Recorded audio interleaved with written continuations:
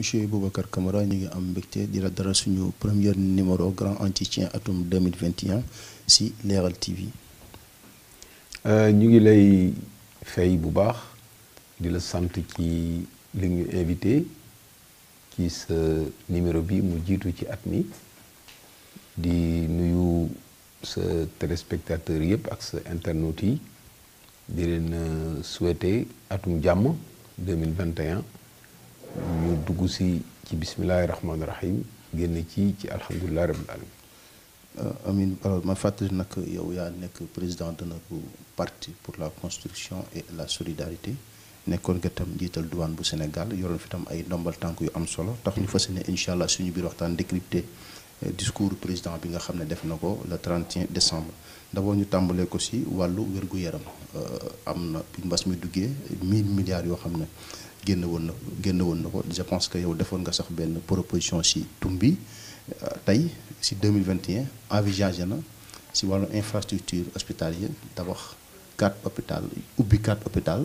Touba Kédougou Kolda ak Sédhiou ak itam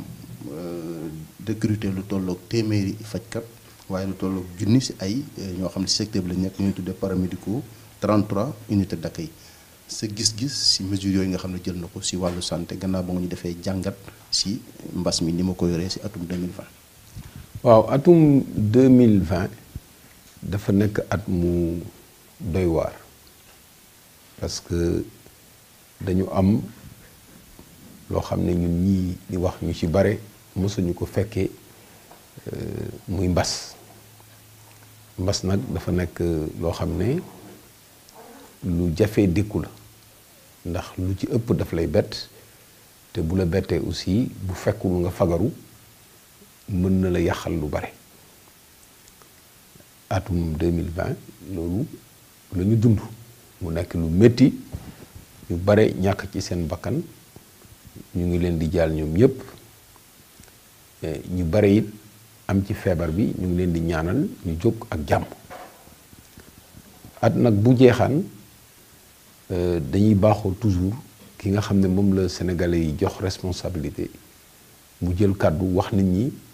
fu mu toll ci liggéey yi muy def daal di leen sargal wax leen li muy def ak dalal seen xel pour li mu bëgg a def ci at ma ci tegu mais bu fekkee ne at mi dafa am lu lëndëm yu bare ay nattu yu tegu sa réew mënatoo yem ci loolu li ngay njëkk a def mooy nga xool nattu yi tegloondoo suñu kaw boo ko xoolee wax nga mbas mi waaye du mbas mi rek mbënn mi ren dëgg la taw bi bare woon na trop mais mbënn mi jéggi woon na dayo ba nga xam ne li mu yàq bare na te jaaxaloon nañu bare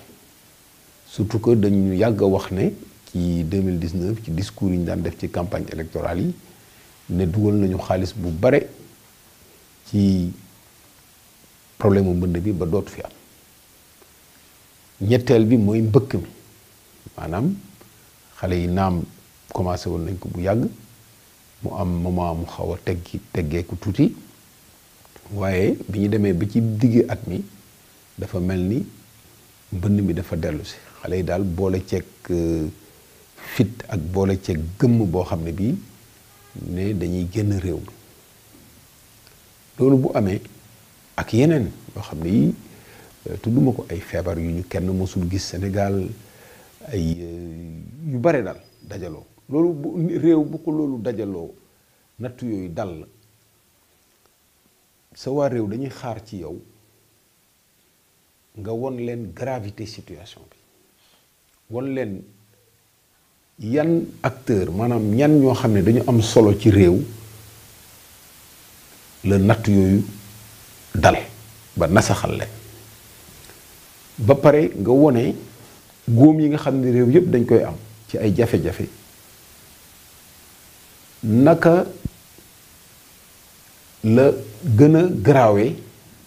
parce que dafa am ay nattu supplémentaires yu dal ci réew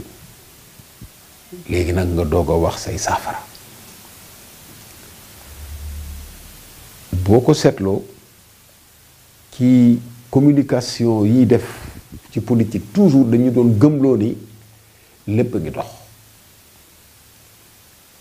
daan nañu sax gis loo xam ne daan na nuyoo mais kenn du ko fay daan nañu gis ni produit yaa ngi yokku produit pétrole yi commencé yokku kenn du fay daan nañu gis ne campagne agricole bi commencé na métti ba Sonacos di am problème pour am ay produits loolu yëpp daan na am mais daaw ñu fay mais bi mbas mi ñëwee dafa gën a graawal mbiri juróomi acteurs yooyu dinaa ñëw bu baax ci affaire santé bi nga wax parce que pour nga comprendre mesures yi ñu jël ba mën ko apprécier il faut nga xam ban contexte lañ ko jëlee acteur bu njëkk mooy état bi nga xam ne moo war a am doole pour uti alal doole pour dajale nit ñi pour liggéey moom ci boppam dafa dem ba na sax parce que dafa am fu mu doon jaar di uti xaalis bunte bi mu doon jaar pour uti xaalis moo fatt parce que uti xaalis bi ci lépp la ko daan teg mu fatt ñi koy lebal seen bopp ñoom sax mbas mi dal leen ba ñu gën a jaaxle ñaareel bi mooy entreprise yi ñi nga xam ne ñooy këru liggéeyukaay yi di jël nit ñi mënatuñoo jël parce que liggéey amul marché yi ñu daan amatuñ ko commande amatuñ ko xam nga kooku tam laal nañ ko mu laal liggéeykat yi seen bopp da nga daan liggéey ñu fay la nga yóbbu sa salaire ñu mujj naan la dañ lay fay 70% wala dañuy taxaw wala lii wala la kooku li nga daan yóbbu sa kër weer bu ne boo demee ba mënatoo ko yóbbu ba pare liggéey bi nga daan am di ci suturlu nga dem ba wóoratul sax nga xëy ñu naan la toogal xaar kooku tamit problème ba pare nga xool jigéen ñi nga xam ne ñoo yore kër yi di daw suba ak ngoon nga gis leen ci marché yi yore kër yi di kurti di mottali dépenses yi pour ñi xaw a avance tuuti ñi amul ñoom ñooy uti dépense di daw ñoom seen bopp ñu commencé am problème ñu tëj marché yi yenn yi ñu daan def sax yenn mbootaay yi ñu daan def yenn leket yi ba mun ci fortaatu lu ñu dundee sax mu nekk problème ba pare nag jeunes yi ñi nga xam ne ñoom seeni waajur déjà dañuy sonn ci seen njàng parce que njàng mi léegi pratiquement ku nekk yaay fayal sa jaboot dañ leen di fayal ñii ñu ngi leen di fayal bitim réew am na ñoo xam ne amatuñu dërëm parce que seeni retraite ak lépp lu ñu am dajale nañ ko pour fayal seen doom pour mu réussir te du tere du tax sax ñu réussir même bu ñu jàngee dañuy am problème stage am problème mu liggéey jeunes yi seen bopp ñoom seen bopp dañu dem ba amatuñu fu ñuy jublu ba ñu découragé ba ñu ci bare ci ñoom mu jaral leen ñu ne nañu dugg ci géej gi donc juróomi acteurs yooyu nga xam ne ñoo yore réew bés bu la nattu dalee da ngay xool ndax laal na leen ak gaañu bi fu mu toll parce que gaañu bi plus muy xóot plus muy métti plus góomu ndóol di gën a métti góomu ñàkk njàng di gën a métti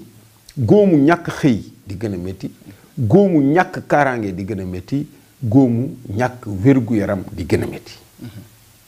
mais mbas mi comme moo ëppoon li mu feeñ dafa laal affaire wér-gu-yaram su ko defee nag pouvoir bi jël ci ay mesures ne léegi nañu taxaw jàmmaarloo ak lii amoon na sax ay hésitation ci début bi mais yeggaguñu ci bilan bi ñun bi ñu ko yëgee rek la ñu commencé liggéey ci mbir moom le 21 mars la ñu njëkk a def proposition ne nañu ut fonds bu spécial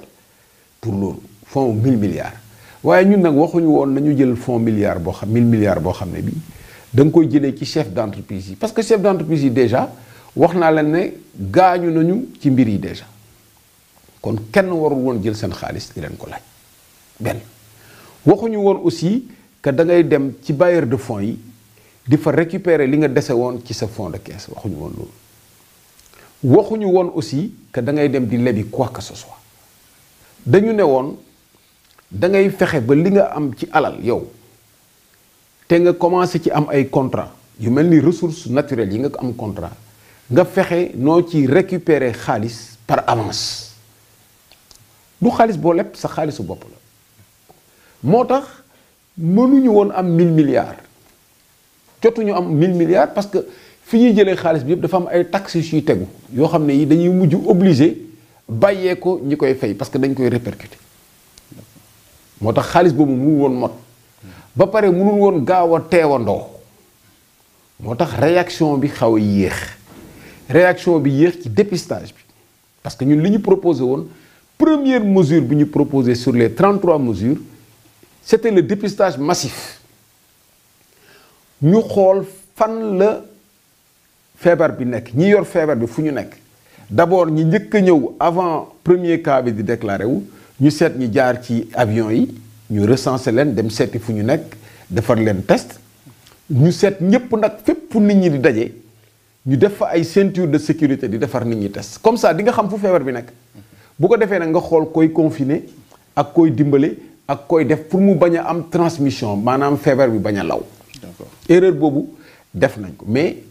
indi nañu xaalis ubbi ay centre xool ne amoon na dispositif bu faible ñu def ko programme yi ñu amoon ci affaire santé ñu reprendre ko parce que programme yu bari dañ ko reprendre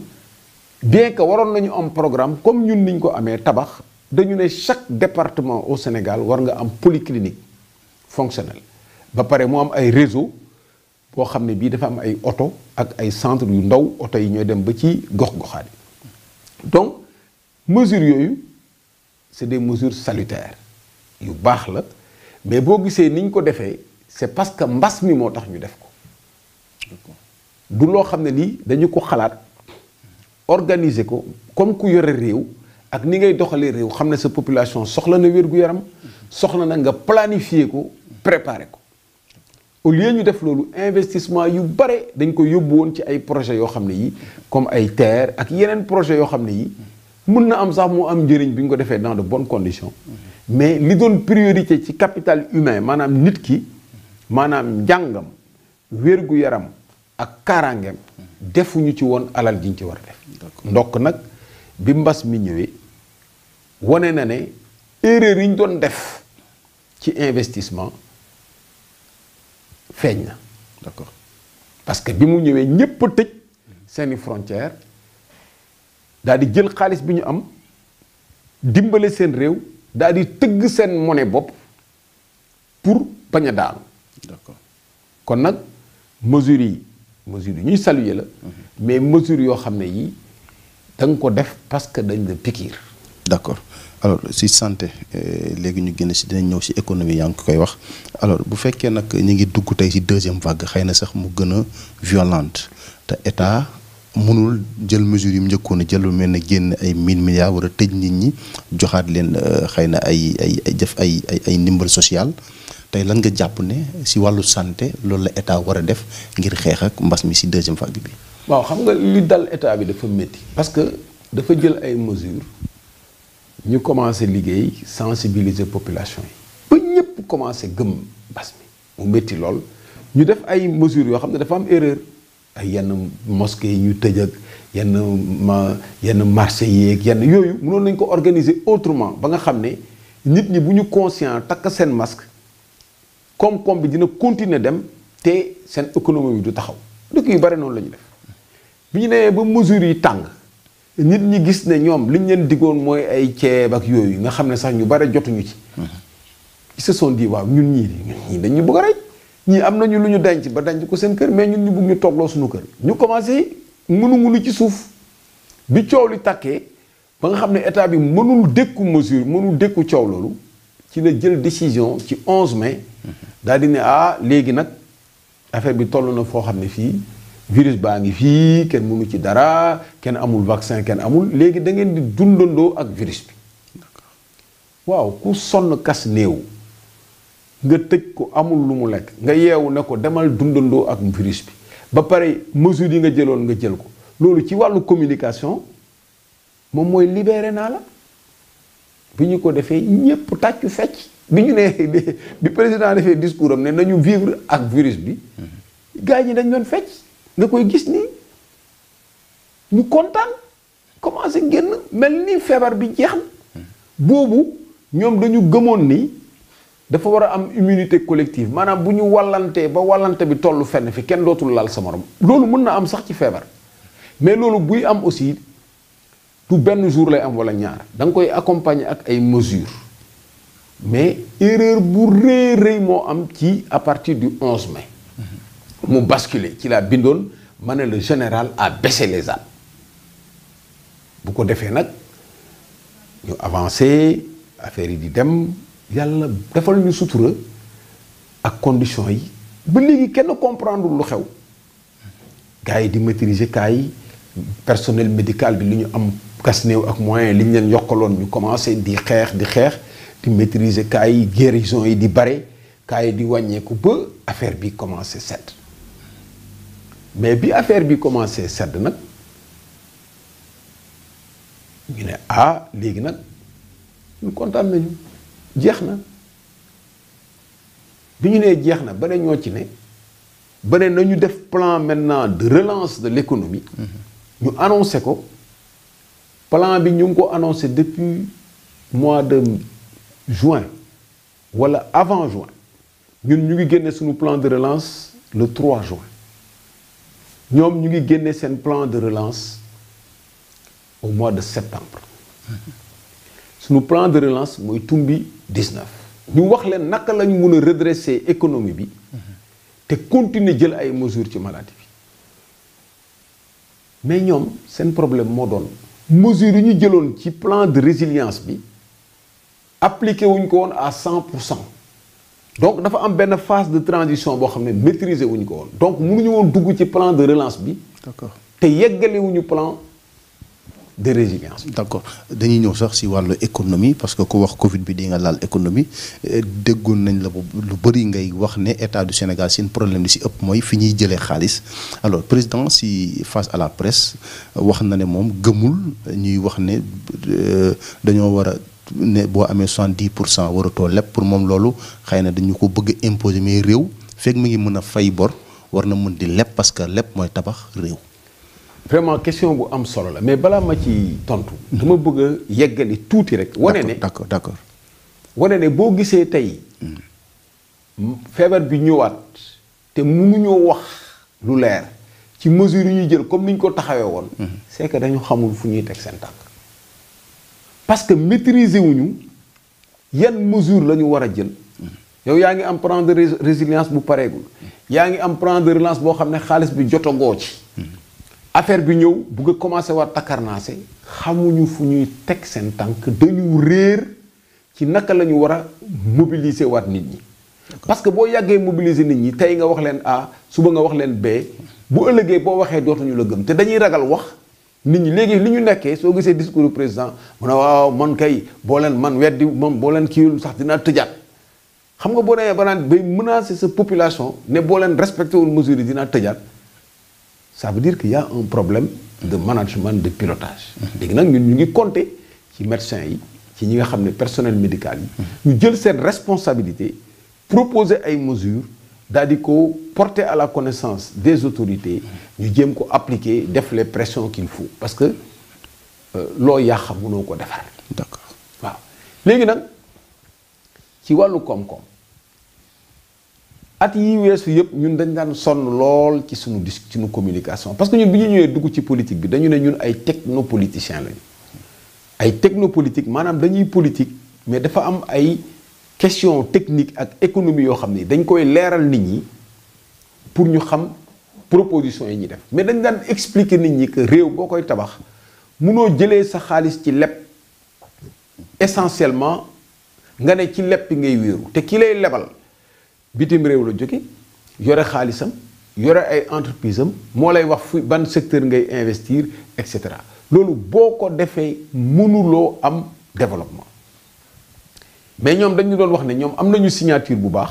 mën nañoo leb ba am 70% te comme yeggaguñ fa garaawagul mais bi Covid bi ñëwee lan moo xew bi Covid bi ñëwee mënatuñu woon fay service dette bi parce que boo lebee dafa am lu ñu ciy teg.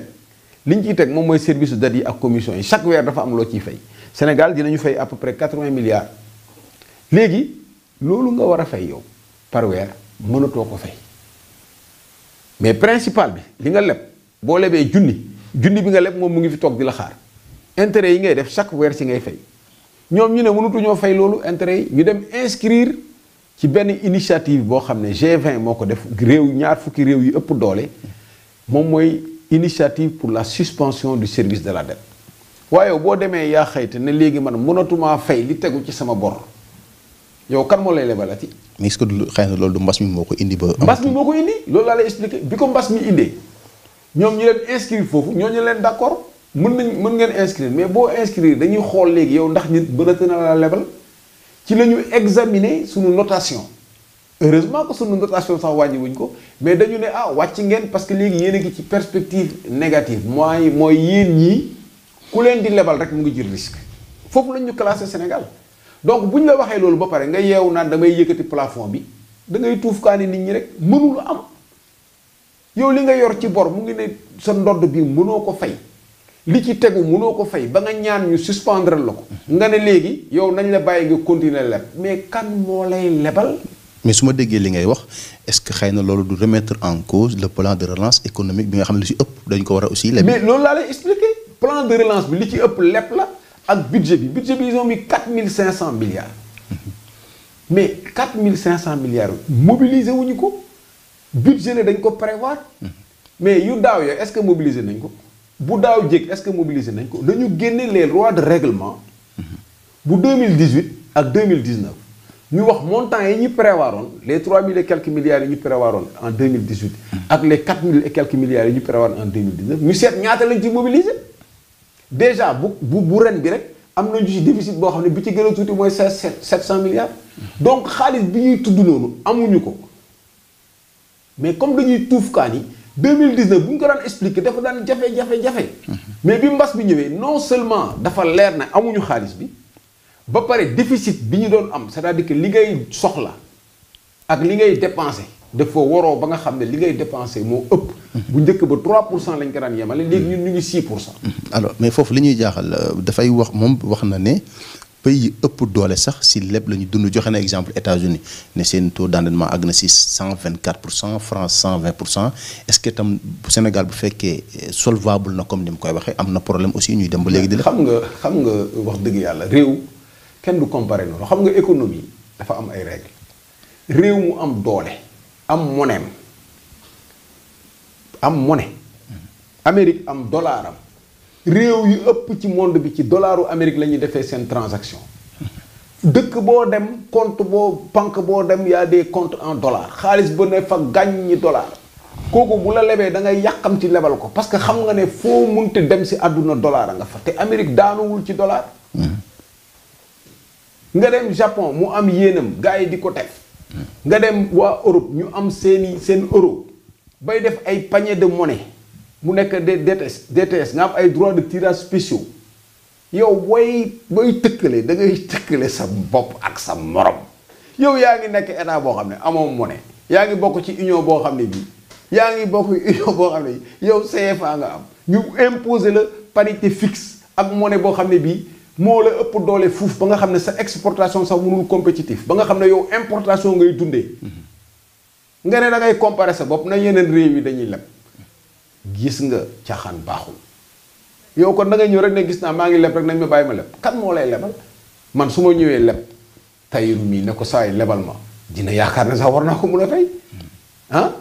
mais Mohamed Touré bu ñëwee ne Tahirou lebal ma Tahirou dina ko Mohamed yow kay nga may fay. d'accord alors bu dee loolu ban risque lañ am si moom bu wax na ne bokk na si li muy xeex si kaw li ñuy wax critère de convergence yi ñi de contingence yi ñu teg moom dafay xeex pour loolu ñu teggil leen. ma ne la du ñu teggi dara tubaab bi ñoom ñoo ko teggil seen bopp bi ñu amee difficulté ñoom seen bopp ñoo remettre en cause les critères de convergence bind naa ko ci sama benn article bu ma tuddee le jour d'après. pour expliquer que ñoom jël mesure mais ñun dañu amul indépendance économique bu ñuy permettre ñu imposer suñuy ay critères loolu da ko wax rek pour won nit ñi ne mu ngi góorgóorlu dafay combat révolutionnaire la am nga yooyu tuufkaani la mais yow boo ñëwee ba bokk ci réew boo xam ne da nga dépendre ci sa monnaie dépendre sa économie di importer xaalis bi ngay leb nga dugal ko ci ay tali ay yoo xam ne yii mënuloo ko investir ci secteurs yi loolu dinañ ci dellu si yi nga xam ne di nga liggéeyloo say sénégalais. soo ñëwee ne da ngay tëbloo ay critères de convergence. et après bu ñu la bàyyi woon ne la lebal léegi nooy def nga dem leb mais kuy fay kuy leb d'abord ñi nga lebal ba pare. bor bi nga yoree ba pare. mais est-ce que moom xëy na li mu wax ne bor yi ñuy lebal lu mel ne Sénégal pour la première fois ñu lebal ko bor boo xam ne dafay durer pendant 30 ans. non bor yooyu boru état bokkul ak boru privé. boru privé. durée bi dafay gàtt. ba pare taux d'intérêt yi day kowe bu ñu la lebalee ay 4 ans 5 ans parfois même ay court terme la entre privé day tuuti privé laa wax privé day tuuti nga ñëw fay et parfois même il y a des fonds yoo xam ne yii moom mooy les eurobonds ak yooyu dañ lay lebal ay 6% 7 ay durée 5 7 ans. bopp état nag comme dafa am garantie souveraine da nga koy lebal pour ay taux concessionnels ay du passé sax du yegg sax parfois 2%. ba pare mu am différé maanaam dañ lay jox diir goo xam ne da ngay noyyi fukki at nga doog a commencé fay 20 ans mais loolu pour nga bañ a sori la yow miy leb dañuy bëgg toujours nga rester dans le système di continuer leb pour ñu mun a jël seen xaalis di investir sa dëkk parce que ñoom leb bi investissement la si ñoom parce que bu ñu ko dugalee sa dëkk seen entreprise ñoo koy liggéey di nga am ay sous-traitance yu ndaw mais seen entreprise ñoo koy liggéey donc xaalis bi ñu yore ci àdduna bi te kenn xamul nu mu koy def dañu koy bëgg a lebal pays sous-développé yi pour que ñoom seen entreprise yi mën a dund yow kon boo ko jëlee mais pourquoi duñu lebal xaalis pour ñu dugal ko ci agriculture mos ngaa gis ñu ne def nañu xaalis lebal nañu xaalis pour ñu dugal ko ci mbéy mi mos ngaa gis ñu ne lebal nañu xaalis pour ñu dugal ko ci napp gi mos ngaa gis ñu ne lebal nañu xaalis pour ñu dugal ko ci xarañu loxo bi maanaam artisanat parce que mos nga ko gis mos ngaa gis ñu ne lebal nañu xaalis ñu dugal ko ci industrie culturelle yi ak sunu artistes yi ni ñu xarañee mosoo koo gis donc xaalis bi ñuy lebal mos ngaa gis ñu ne lebal nañu xaalis pour ñu defar ko ci tourisme duñ ko def fi ñu lay lebal mooy fi nga xam ne ñoom bu ñu fa investir dinañu liggéeyloo seen entreprise ba pare bu ñu fa investir yow da ngay dellu si xam nga bu ñu lebalee ci agriculture ba suñu agriculture développé ba ñu am suñu lépp am suñu produit agricole di defar lépp di transformer suñu mango suñu lépp est-ce que dinañu importer ci est-ce que waa Union européenne dinañu jaayati seen produit est-ce que dinañ joxati pëndax meew pour ñu koy def meew bu dee investir nañ suñu élevage ba am suñu meew bopp defar ko def ko beurre def ko fromage et cetera est-ce que dinañ jël der bi ñu waroon defar suñuy dàll ngaay est-ce que dinañ importer ci Maroc du ñu la lebal xaalis pour nga développer sa réew amul benn réew bu ñu mos a développer ci lebal xaalis donc option boobu la ñu ne ñun il faut changer de cap mais discours du président bi nag li fa leer démb mooy moom dafa garder cap ba nee na man je garde le cap li may ñaan mooy ñu may ma continuer leb kon nag sénégalais yi nañu pare. d'accord mais delloo na buum ba ca boy. d'accord mais pourtant si wàllu mbay bi ngay wax nga xam ne bu fekkee jàpp nga ne bu ñu lebalee foofu lañ ko war a dugal dañuy seetlu mooy statistique yi ñuy jox mboolem lu ñuy bay Sénégal wàllu céréales horticulture yu demee noonu yëpp yokkute lañ ci gis boo xam ne àgg na foo xam ne mosu fa àgg aussi si Sénégal. waaw mais loolu production naturelle bi la production naturelle bi dafay yàqu parce que dafay am pluviométrie. suufu Sénégal dafa nangu. mais investissement yi ñu war a def pour gën a récupérer suuf si. mais am na ñoo xam ne bu ñuy béy dañuy leb suuf dañuy louer suuf boo louer suuf def ko yëpp ba mu dox nga def ci say intrant déwén sa boo ñëwee ne waa ji dama lay louer war mënula déedéet donc sécuriser wuñu foncier bi pour que nit ñi mën a d'abord am agriculture bi durable donc loolu benn la ñaareel bi ndox mi yow boo demee ba président de la république ngay bàkkoo taw bi. mais taw bi yàlla moo ko indi pour ñëpp te taw bi mun nañu ko prévoir xam nañu nu muy demee bu fekkee taw bi moom mooy sa critère ça veut dire que liggéeyuloo et Sénégal commencé wul démb. si foncier bi wax na ne. dinañ def ay réformes yoo xam ne xëy na ñiy bay dinañ leen defar ay baux xëy na ñu bañ a amati xëy na titre foncier comme ñi ma ne dañu war a am titre dafa am ñaari type titre foncier yi ñu war a def Sénégal. dañu war a def titre foncier agricole agro-industriel boo xam ne da ngay indi sa xaalis. bugg a investir nga indi sa projet indi ko ñu approuver ko nga ne soxla naa tant d'hectares ñu jox la je vais faire tant d'emplois je mets tant d'argent ñu approuver ko ne la nag lii mooy destination bi du leneen boo fa jógee même boo koy jox keneen agro-industrie lay def amul spéculation amul dagg def ko ay kër amul dara ñu surveiller ko emploi yi nga war a jël et tout kooku mooy titre foncier agro-industriel dafa manqué suñu dispositif donc il faut modifier loi sur le domaine national beneen bi mooy titre foncier communautaire ñi nekk ci village yi dañuy war a am suuf boo xam ne bi ñoom ñoo ko moom communauté bi moo ko moom mais ne suuf si domaine national moo ko moom da ngay gis ku ñëw yeewu ne fii sama suufu maam la ñeneen ñi bu ñu buggee béy dañuy ñëw di louer donc dañ ko war a dagg ba nga xam ne dafa am communauté bi dañuy am suuf bu ñu nee village nangam ñu ne voilà lii mooy seen suuf ñoom ñu réunion seen conseil du village fixé ay critères ku nekk am ba pare moo am ay toolu buur yoo xam ne yi état moo ko moom daal di ko jox Sonatel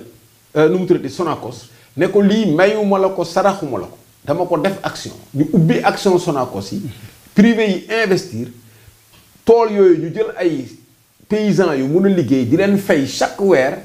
ñu nekk ay ouvriers agricoles même bu ñu amee seen terre di liggéey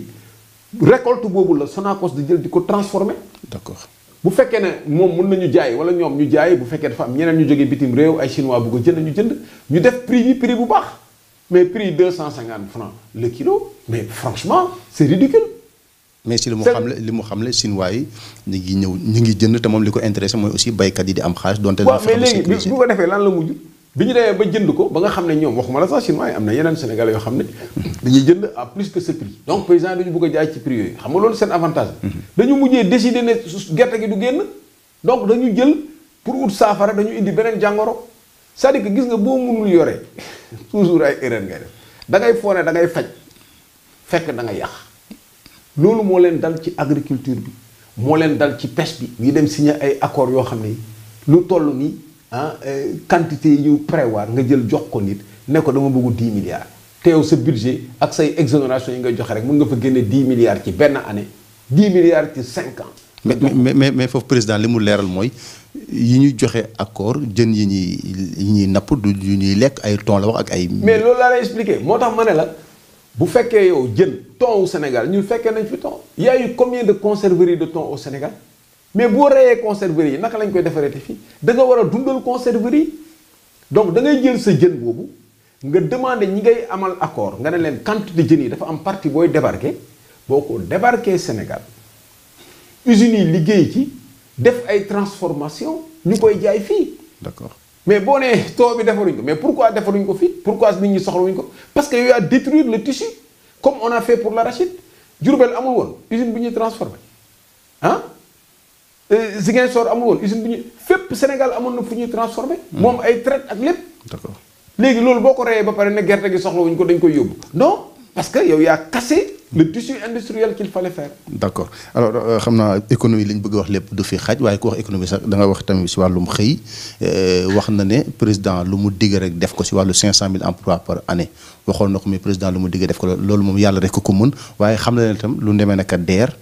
donte doon nañ ko ŋàññ tey bi ñuy def bilan gis nañ ne lu tolloog 105 000 projets yoo xam ne DER financé na ko ba pare amaat beneen programme PAVI bu ñu doté ko de 74 milliards pour en tout cas ñi nga xam ne ay am nañu ay initiative entrepreneuriale ñu financé leen ba sa gis-gis si lu mel noonu. xam nga ñaata xale ñoo pare liggéey waxuma de ñu amul qualification de xam nga am na ñoo xam ne dañuy jàng ba pare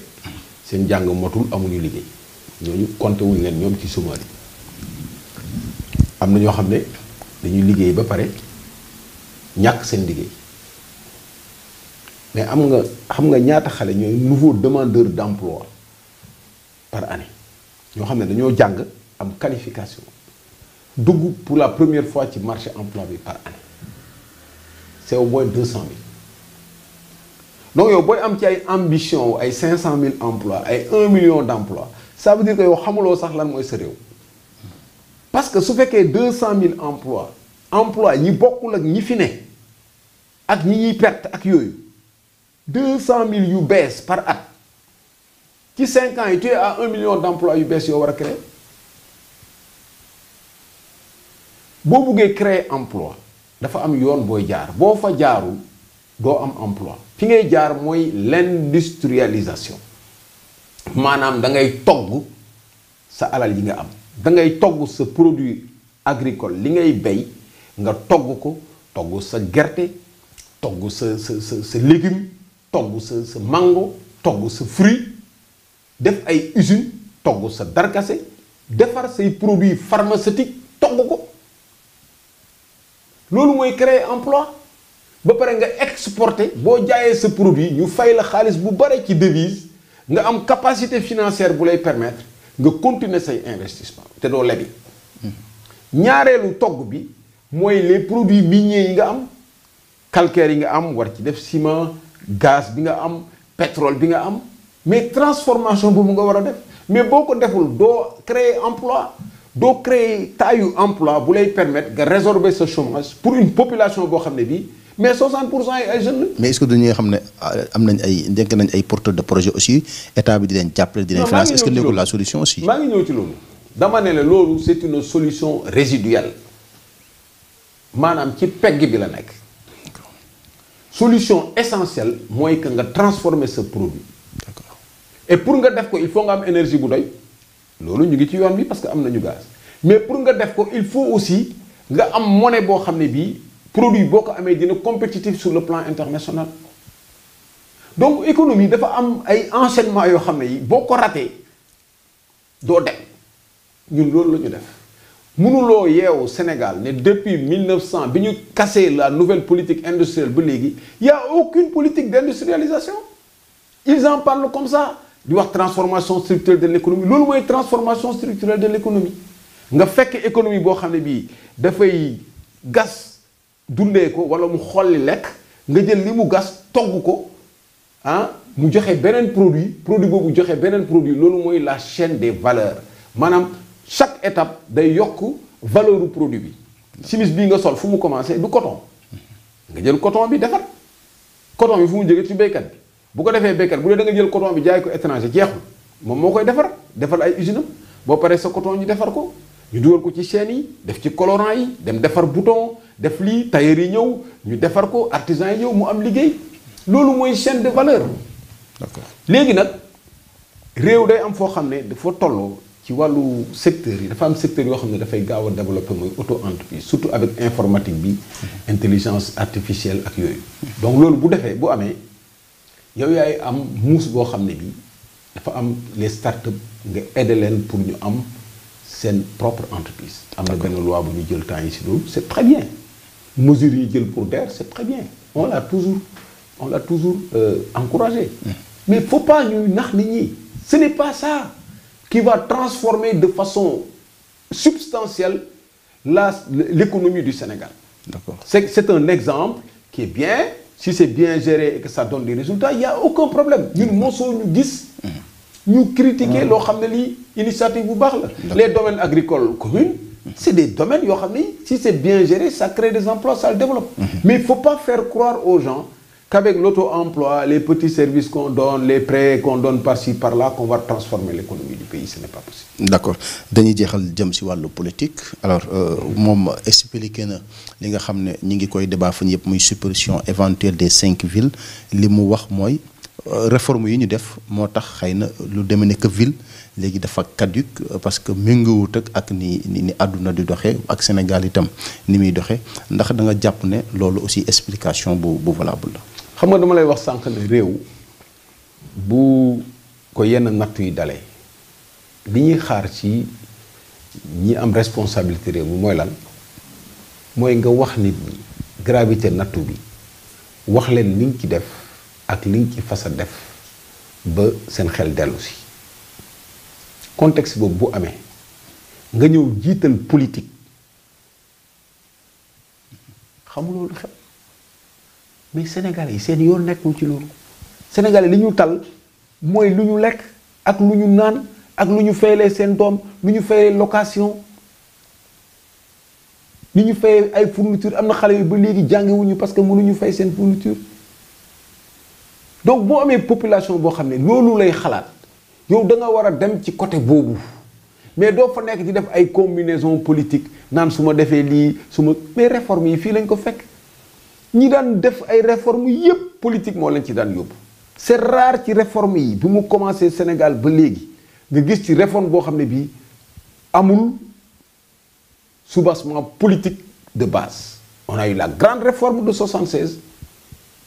Il y a eu beaucoup de réformes qui ont suivi après. Mais ils ont avoué, par exemple, au niveau du Parti Socialiste, qu'ils ont fait les 19 communes à Dakar parce qu'ils perdaient Dakar et il y avait des problèmes.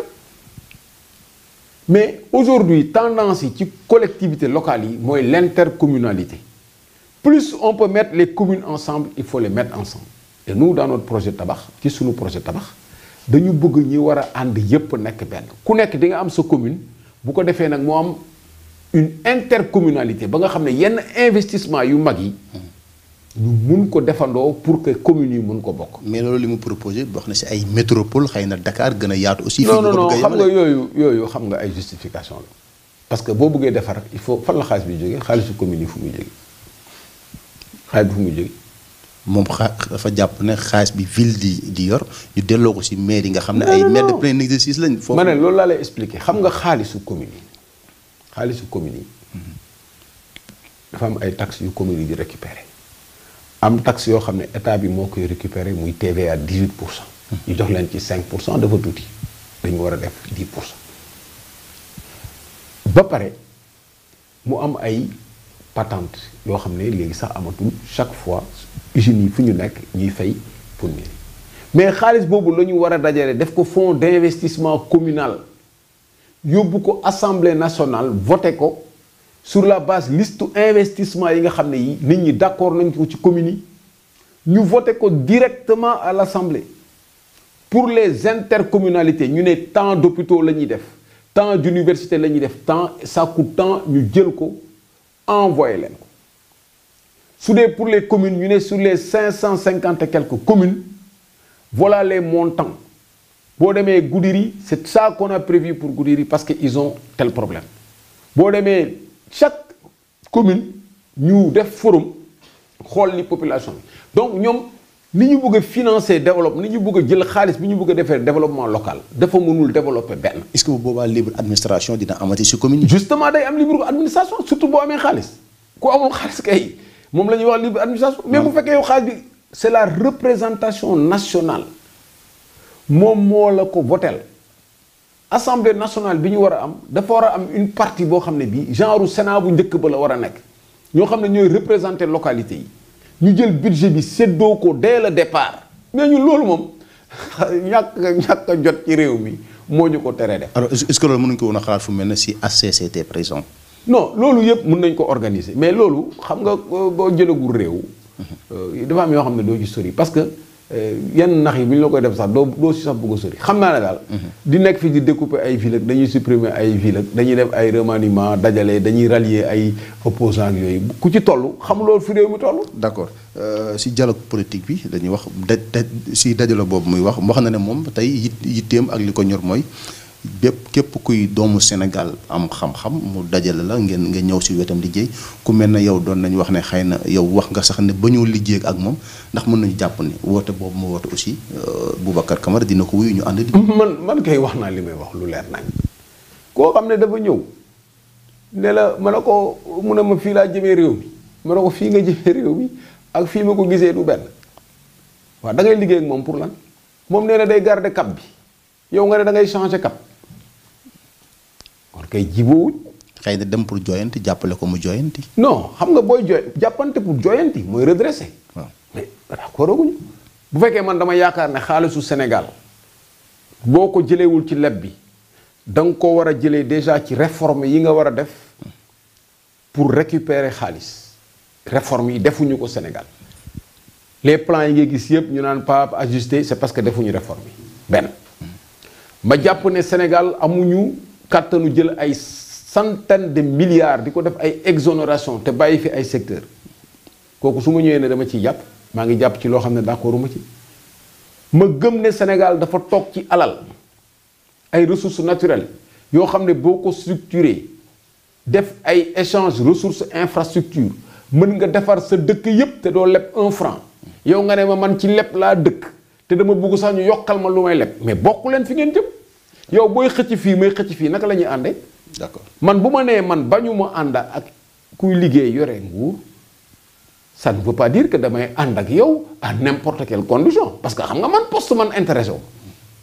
man li may intéressé mooy liggéey réew te li tax mu intéressé moo tax ma defar suñu programme. d'accord di ci liggéey am suñu programme tabax am programme alternatif. d'accord bés bu demee nag ba gis ne wax dëgg yàlla kii programme bi mu am mooy génne réew mi ci guttu gi. ñu toogaat rek waxtaan bés bu yaakaaree ne fii mu jëm moo baax. ñu seetaan ko. d'accord bu demee ba ca miir ba nag ñu ne ko waxoon nañ la ko. d'accord suñu dernière question si wàllu élection locale la li mu wax ñu bëri dañuy wax ne élection locale du ko organiser parce que politique moo tax nee na opposition bi ñoo demandé woon audit fichier électoral ak peut-être le processus électoral moo tax ba léegi mais bu ngeen ci paree rek ñu daal di koy organiser. waaw xam nga affaire u élection yi ku nekk da nga am sa prétexte bi mu buggee def élection 2019. dafa ñëw fekk fi benn fichier fekk fi benn code électoral en 2012 yéen ñëpp fekkee ngeen ko ci la jàllee bi mu jàllee mu commencé ko toj benn par benn wax nañu ba sonn mu ne léegi xam nga bu njëkk ba da ngay am carte d'identité am carte électeur mu leer nañ mu ne nañ ko boole ñu boole ko ba pare ne ku mu neex mun nga inscrire fu la neex ñu commencé def ay migration changer ay fichier yéen ñëpp fekkee ngeen mu yeewu ne fichier bi dootu ko joxewu ko ba parrainage bi passé mu jógee ci fichier bi ne du ko joxe mu organiser parrainage en avril 2018 parrainage bi ñu gagné parrainage bi dañ doon fecc ñu ne comme opposition bi d'accord nañ parrainage bi ça veut dire que dinañ perte élection yi ñu def parrainage éliminer 20 et quelques candidats man mii ci laa bokkoon ñu def recours wax fi ñu jaar ak yépp société civile ñëpp yëg nañ li xaw ñëpp ne muut ba affaire yi passé mooy discours yi ma doon wax ci 2019 bi mu demee nag ba gagné ba pare daal di tiit nag ne gagné na ñëpp ne teg ne ko xam nga ne gagné woo de mu ne léegi naa woote dialogue ñun ñu ne dialogue guñu moo gagné ne dirigé dialogue national pour xool lu ñuy def te yow bés bu ne mu def yaa ngi wax waxu ville nga ne da ngay def concertation da nga respecté nit ñi nga ne nga ñëw commencé wax say décision yónni sa ministre mu naan dañuy ville yi amu fi sens ak yooyu kooku ban respecté nga am ci nit ñi donc ñu ne ñun demuñu ci dialogue bu dee yaakaar nga ne daal soxla nga ay nit pour liggéey ak ñoom nga waxtaan ñoom boo leen d'accord ngeen liggéey boo leen d'accord nga dem seen ñun ñu dem ci dialogue politique bi ñun sax loolu pour ñun du dialogue politique concertation la pour affaire élection yi pour que li ñu pertoon ñu nanguwaat mais rapport yi génn wane ne parrainage bi dañ ko def pour éliminer nit ñi indi lépp ñun suñu proposition moo doon dañu waroon ñefe pour dellu fichier 2012 parce que ñoom prétexte audit fichier bi moom la ñuy jël pour renvoyer élection yi parce que pare wuñu woon pour def élection yi et loolu moo am finalement ils ont renvoyé de renvoi à renvoi Covid bi ñëw Covid bi lan la mën a tere ñu avancer ñun li ñu proposé woon mooy ñu inscrire ñëpp ci fichier bi ba pare def campagne de radiation. D'accord. Def nañ ko ci Tumbi 19 bi aussi ci suñu programme. Donc prétexte la am